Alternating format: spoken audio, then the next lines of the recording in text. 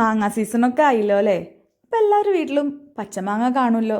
അപ്പം നിങ്ങൾക്ക് പച്ചമാങ്ങ വെച്ചിട്ട് ഒരു സാലഡെന്നോ അല്ലെങ്കിൽ ഒരു കുഞ്ഞ് അച്ചാറെന്നോ പറയാൻ പറ്റുന്ന ഒരു റെസിപ്പി കണ്ടാലോ? അപ്പോൾ ഇതിന് വേണ്ടിയിട്ട് നമുക്ക് വേണ്ടത് മഞ്ഞ കളർ കയറിയിട്ടുള്ള ചെനച്ച മാങ്ങ എന്നൊക്കെ പറയും ഞങ്ങളുടെ നാട്ടിൽ. അതുപോലത്തെ ഒരു മാങ്ങ എടുക്കണം.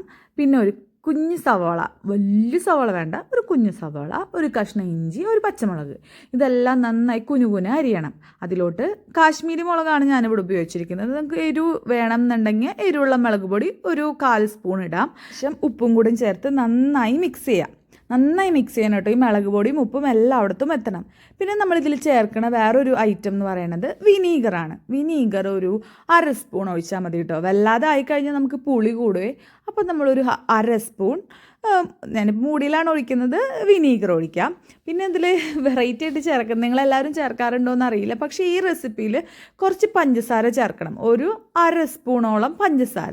നമുക്കിതിനെല്ലാം ബാലൻസ് ചെയ്ത് നിൽക്കാൻ വേണ്ടിയിട്ടാണ് പഞ്ചസാര ചേർക്കുന്നത്. ഈ പഞ്ചസാരയും കൂടി ചേർത്തിട്ട് നന്നായി മിക്സ് ചെയ്യാം.